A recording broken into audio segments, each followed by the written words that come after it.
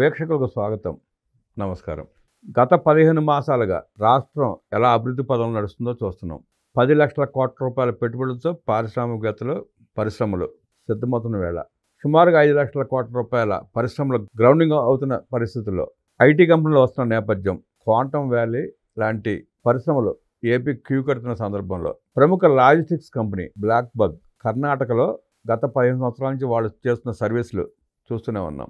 రోడ్ల పరిస్థితి దారుణంగా ఉందని, రోడ్ల మీద పడ్డ గుంటలు కూడా పోడ్చలేని ప్రభుత్వం ఉన్న పాలనలో మేము ఇక్కడ వ్యాపారాలు చేయలేమంటూ వాళ్ళు నిన్న ప్రభుత్వానికి తెలియజేసిన పరిస్థితి చూసాం. ఇంకొక 10 ఏళ్ళైనా ఈ ప్రభుత్వాలు కర్ణాటకలో రోడ్లు బాగు చేయలేవు, మా వల్ల ఇక్కడ వ్యాపారం చేయటం మా వల్ల కాదు, మేము పొరుగు రాష్ట్రానికి వెళ్ళిపోతాం అని ప్రకటించగానే నారా లోకేష్ గారు వెంటనే స్పందించి మా రాష్ట్రానికి రండి, విశాఖపట్నంలో మీకు కావాల్సిన వసతులన్నీ ఏర్పాటు చేస్తాం అని లోకేష్ గారు స్పందించిన వెంటనే వాళ్ళు స్పందిస్తూ అభివృద్ధి చెందుతున్న రాష్ట్రానికి మేము వస్తామంటూ వాళ్ళు మాట్లాడడం కూడా జరిగింది. బ్లాక్ బగ్ లాంటి కంపెనీని కూడా వదులుకుంటున్న కర్ణాటక ప్రభుత్వం గురించి, అలాగే బ్లాక్ బగ్ కంపెనీ ఆంధ్రప్రదేశ్ రావడానికి మూలకారకుడైన నారా లోకేష్ గారి గురించి, నారా లోకేష్ ఏదైతే ఎన్నికల హామీ ఇచ్చారో 20 లక్షల ఉద్యోగాల కల్పన కోసం ఆయన అనునిత్యం ఎలా కష్టపడుతున్నాడో, ఎలా పరిశ్రమ తీసుకురావడానికి తప్పిస్తున్నాడో చూస్తూనే ఉన్నాం. వీటన్నిటి మీద సమగ్రంగా విశ్లేషించడానికి మనతో ఉన్నారు సోషల్ యాక్టివిస్ట్ శ్రీలీల గారు. వారిని అడిగి బ్లాక్ బగ్ కంపెనీ ఆంధ్రప్రదేశ్ ఎప్పుడు వస్తుంది ఏంటి అడిగి తెలుసుకునే ప్రయత్నం చేద్దాం. నమస్తే శ్రీలీల గారు. బ్లాక్ బగ్ కంపెనీ ప్రముఖ లాజిస్టిక్ కంపెనీ, అది కర్ణాటకలో గత 15 ఏళ్ళుగా సర్వీస్ చేస్తూ ఉంది. ఆ బ్లాక్ బగ్ కంపెనీ నిర్ణయం తీసుకుని కర్ణాటక నుండి వెళ్ళిపోవడానికి సిద్ధమైంది. తెలిసిన వెంటనే లోకేష్ గారు ఆహ్వానం పంపటం, వాళ్ళు స్పందించడం, వస్తామని చెప్పి అనటం జరిగింది. కర్ణాటక ఎందుకు వాళ్ళని ఆపుకోలేకపోతుంది, ఆంధ్రప్రదేశ్కి రావడానికి ఎందుకు ఈ పారిశ్రామికవేత్తలంతా క్యూ కడుతున్నారు, ఎట్లా విశ్లేషిస్తారు? ఇక్కడ ఆంధ్రప్రదేశ్లో ఈ రోజున 2024 ఎలక్షన్లో కూటమి ప్రభుత్వం అధికారంలో రావటం జరిగింది. మరి దాన్ని బట్టి చూస్తే మనం ఎవరు సమగ్రవంతమైన నాయకులు, విజనరీగా ఎవరు ఆలోచిస్తున్నారు, అదేవిధంగా రాష్ట్రాన్ని కూడా ఎవరు తీర్చిదిద్దుతున్నారు, ముఖ్యంగా రోడ్లు, పచ్చని వాతావరణం కానివ్వండి, స్వచ్ఛమైన వాతావరణం. ఇప్పుడు స్వచ్ఛమైన నగరాల్లో 5వ నగరంగా వైజాగ్ ఉంది. అదే విషయాన్ని లోకేష్ గారు ఏదైతే వాళ్ళు ఆహ్వానించారో దాంట్లో కూడా పొందుపరిచారు. ఎక్స్లో పోస్ట్ చేశారు యాక్చువల్లీ బ్లాక్ బగ్ వాళ్ళు. వెంటనే దానికి స్పందిస్తూ మిమ్మల్ని మేము ఆహ్వానిస్తున్నాం, మీరు ఎక్కడికి వెళ్ళనవసరం లేదు, కర్ణాటక నుంచి ఆంధ్రప్రదేశ్ రండి అని.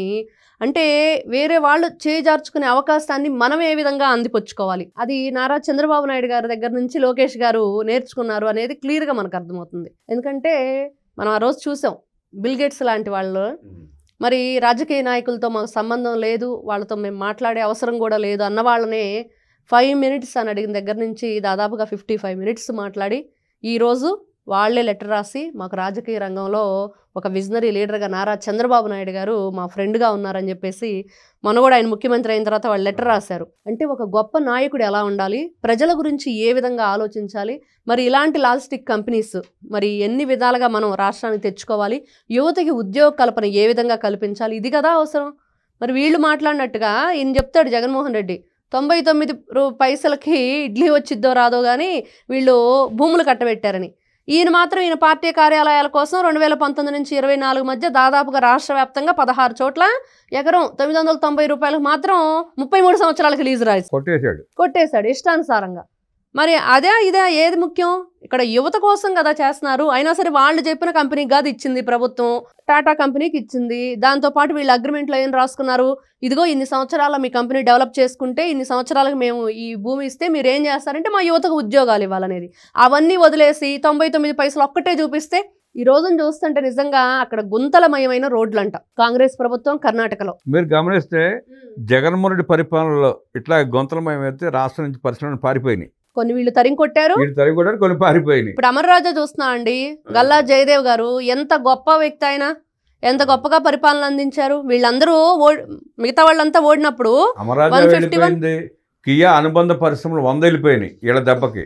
కనీసం రోడ్ల గుంతలు కూడా పోడ్చలేని ప్రభుత్వం దగ్గర ఏ పారిశ్రామికత కూడా ఉండడండి. గుంతలు పోడ్చడం ఏంటి, అమరావతిలో రోడ్లే మట్టి తవ్వుకొని పోతే వీళ్ళు దొంగతనం చేశారు. ఇంకా దోచేయటమే వీళ్ళ పని, ఎక్కడ దేన్ని వదిలిపెట్టలేదు. మరి వీళ్ళు మాట్లాడుతుంటే కంపెనీల గురించి ఎంతో కష్టపడి ఇతర రాష్ట్రాలకి దేశాలకు వెళ్ళి మీరు రండి, మా దగ్గర ఇట్లాంటి సదుపాయాలు ఉన్నాయి, సౌకర్యాలు ఉన్నాయి, మా యువత ఇంత గొప్పగా చదువుకున్నారు చక్కగా అని చెప్పేసి వీళ్ళెంతో ఎక్స్ప్లెయిన్ చేసి కష్టపడి అక్కడికి వెళ్ళి వస్తుంటే వీళ్ళేమో చూసాం కదా గతంలో జగన్మోహన్ రెడ్డి కోడిగుడ్డు అమర్నాథ్ గుడ్డు మంత్రి చలేస్తుంది, దుప్పట్లు కప్పుకోవాలి, స్నానాలు చేయలేమని చెప్పిన కబుర్లు అనమాట.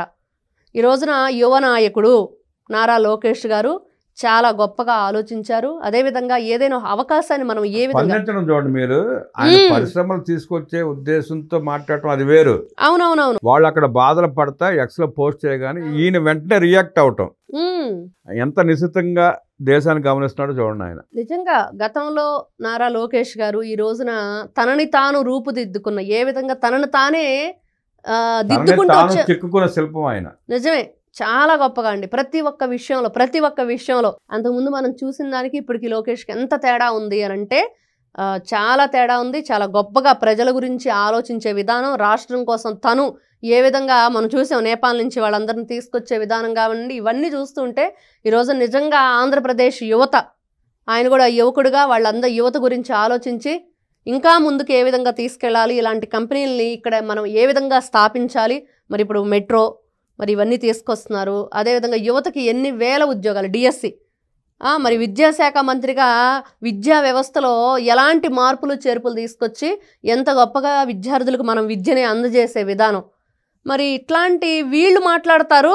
అసలు విద్యా వ్యవస్థలో అసలు ఉండటానికి వీల్లేదు అన్నట్లుగా, ఎంత వినటానికి కూడా చాలా చికాకేస్తుంది వాళ్ళ మాట. విద్యా వ్యవస్థ పేరెత్తా కూడా పనికిరాని సన్నాసులు వాళ్ళంతా. వాళ్ళు కూడా ఇవాళ లోకేష్ గారు చేస్తున్న అభివృద్ధిని చూసి ఏడుస్తా దాని గురించి మాట్లాడుతున్నారు వాళ్ళు. ఏదైనా చూసుకోండి మీరు, ఒక ఇటు వ్యాపార రంగం కాదు, లేకపోతే వ్యవసాయ రంగం కాదు, విద్యారంగం కాదు, ప్రతి ఒక్కటి కూడా కూటమి ప్రభుత్వ నాయకులతోటి ఎవరో కూడా అటువైపు ఉన్న వైఎస్ఆర్సీపీ వాళ్ళు మాట్లాడే హక్కు అర్హత లేని వ్యక్తులే. ఎప్పటికీ వాళ్ళు అలానే ఉండిపోతారు. ఎందుకంటే దేనిలో కూడా వాళ్ళు ఒక్కరికి మంచి చేశాము, ఇదిగో మేము మంచిగా రాష్ట్రంలో మా వ్యవస్థను తీసుకొచ్చాము అనేది లేదు. వ్యవస్థనంతా సర్వనాశనం చేసేసి మా జేబులు నింపుకోవటమే ఒక పనిగా పెట్టుకున్న వాళ్ళు, ఈ రోజున అసెంబ్లీకి కూడా రాకుండా ఉన్న వాళ్ళు, మరి ఇంకా ఇవన్నీ ఎక్కడ తీసుకొస్తారండి? నిజంగా ఆంధ్ర రాష్ట్ర ప్రజలు చేసుకున్న అదృష్టంగా యువత ముఖ్యంగా ఏదైతే ఈ రోజున ఉద్యోగాల కోసం ఎంతో ఇబ్బందులు పడుతూ మరి ఏ విధంగా ఏ దేశానికి వెళ్ళాలి, ఏ రాష్ట్రానికి వెళ్ళాలి, ఇతర దేశాల్లో కూడా అవకాశాలు లేక మరి ఎన్నో రకాలుగా అగచాట్లు పడుతున్న వాళ్ళకి మంచి అవకాశాన్ని, మరి అదేవిధంగా వేరే రాష్ట్రాల నుంచి తరలిపోతున్న కంపెనీల్ని మాకు రండి, బ్లాక్ బగ్ లాంటివి కానివ్వండి, ఇట్లాంటి లాజిస్టిక్ కంపెనీస్ అన్నీ కూడా ఆంధ్ర రాష్ట్రంలో ఉండటం, మరి వాటిని అందిపుచ్చుకునే విధంగా ఆలోచన ఎంత గొప్పగా చేస్తున్నారో ఆలోచన ఈ నాయకులు అనేది కూడా మనం చూస్తూ ఉన్నాం.